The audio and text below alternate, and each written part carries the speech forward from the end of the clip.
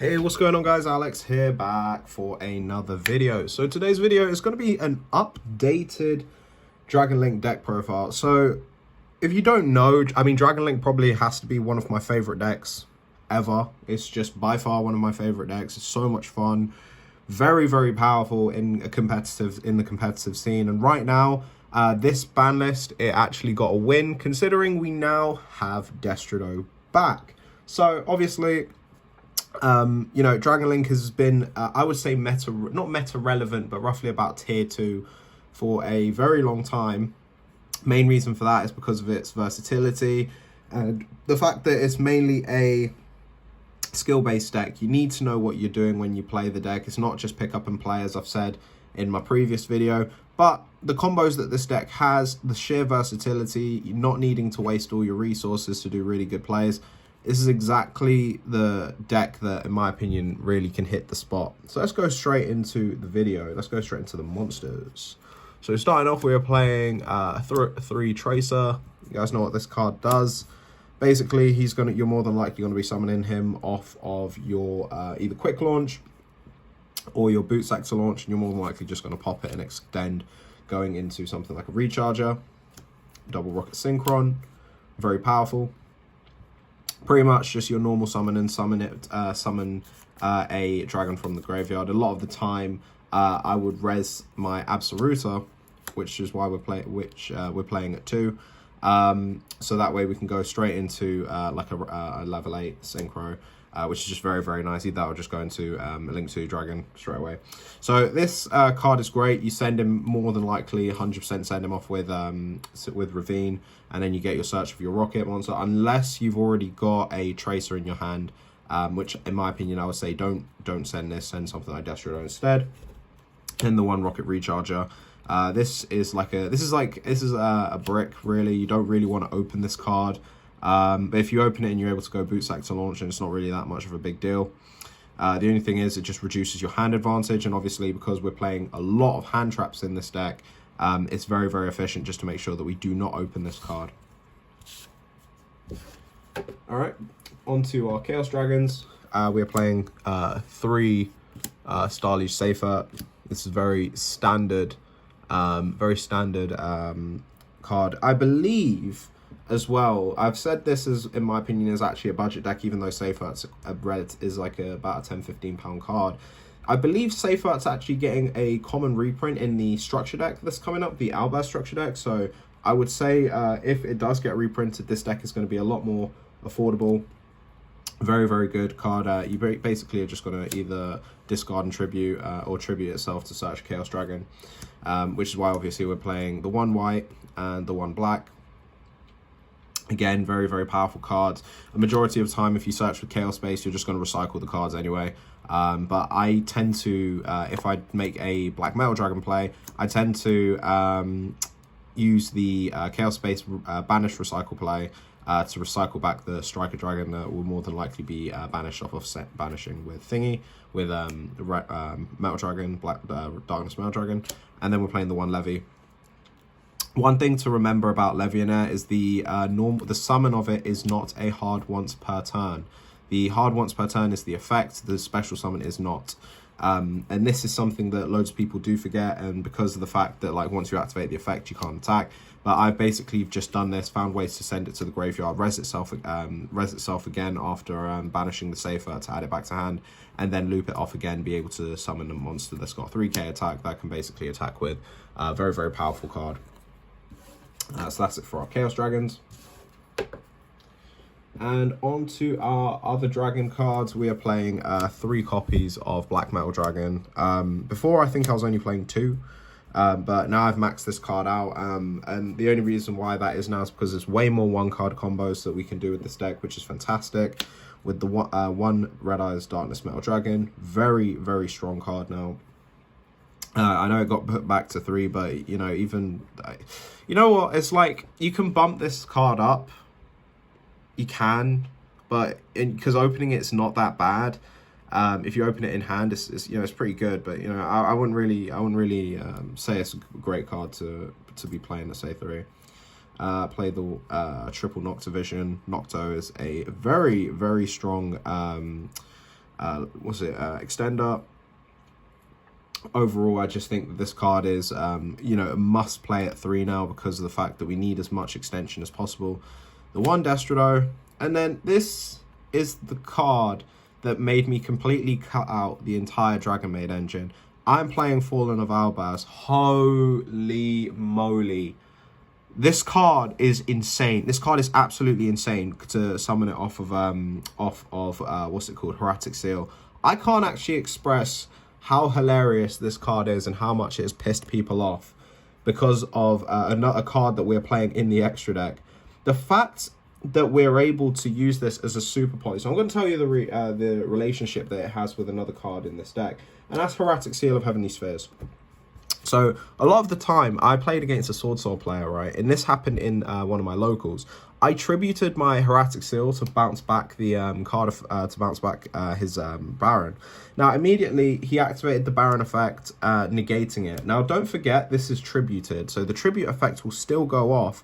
And I basically special summon him, trigger the effect, super poly both the Albaz and his Baron to go into a Titaniclad, which we're going to go into a bit further on. This card is insane, like, honest to God. I actually I actually really underestimated this card, but honestly, after thinking about it with the Dragon Maid engine, like, the Dragon Maid engine is fantastic and I'd still use it, but considering Albaz is just a 1 card, it's less brick and it's just easier. It's so good. And at the same time, if you're on a budget, it's cheaper, which is lovely.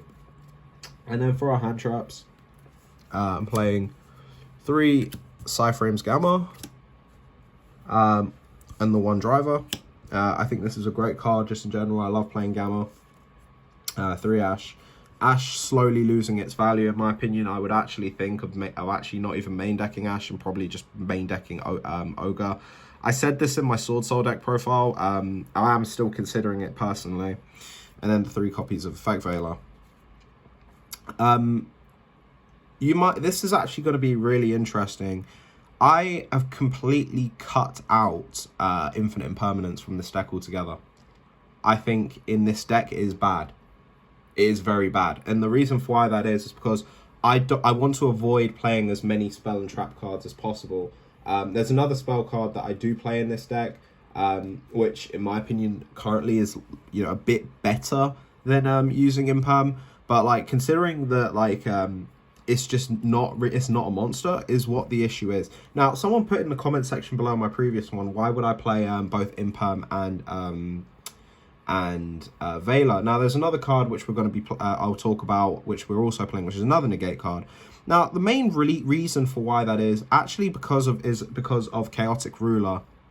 We need to remember the fact that Veiler is a light, and what's it called? A majority of our dragons, in fact, practically all of them, apart from Safer and Wyver Burster, are all darks.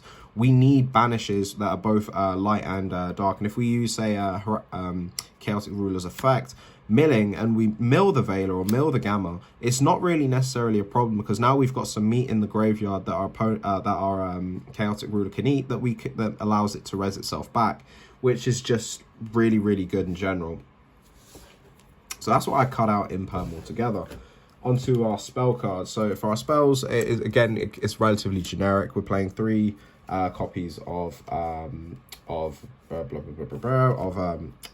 copies. 1 copy of Dragon's Ravine, 1 Boot Sector Launch, triple Chaos Space. Chaos Space basically lets you search for your Chaos Dragons and you know, your Levianair as well, which is really, really nice. And yeah, so because of the cutout on the Imperm, I actually found that Chalice is just way better in this deck. Just is. It's good to set and it's good going second at the same time. Obviously, if we go second, we can just use the Chalice and just target whatever cards on the field that's a problem, switch it off for the rest of the turn, which is just really, really nice. And, you know, I just feel that it's just far more versatile in this format than Imperm, especially in this deck. It just doesn't matter if I draw it going second or, you know, just open it for turn 1. You know, it's just good. And because of the hand trap max out that we're doing, it's just a lot more efficient. And then I'm playing triple quick launch. You know, this is like a standard setup again for our spell cards monsters for this deck. onto our extra deck. We are playing, what the heck is going on here? We're playing 2 copies.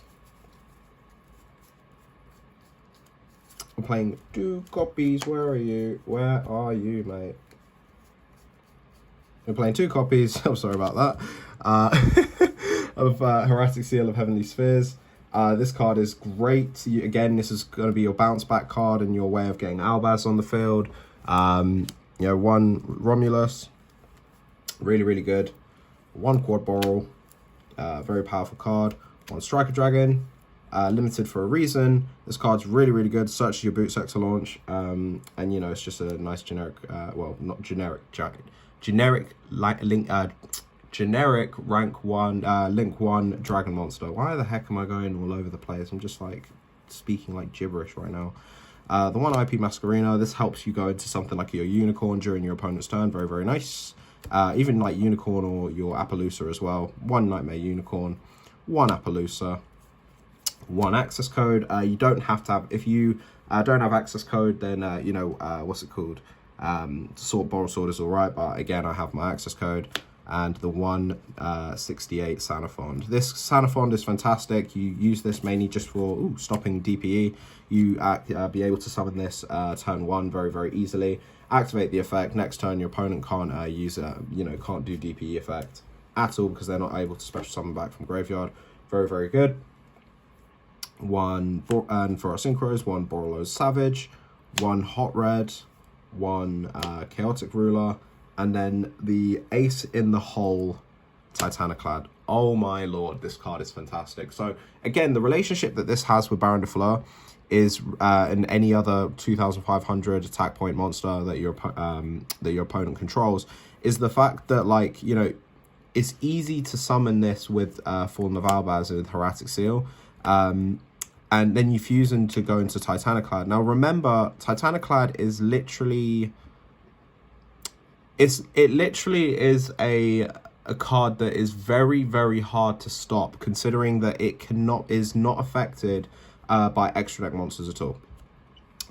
This card will lose to decks like Flunderies, but you know that we don't need to talk about that deck. That deck is meh. You know, Titaniclad is really, really an ace in the whole card when it comes to this deck. This card is really, really good. Just basically when you summon it off of Albaz, this just gains so much attack and is basically just a meat shield on the field ready for next turn that you can actually just use just to pretty much attack your opponent sort of for game, considering it's unaffected by flipping extra deck monsters. It's really, really crazy. What this deck can do is so much. Anyway, I hope you guys enjoyed the video. Make sure to leave a comment and like the video, and I will see you guys later. Peace.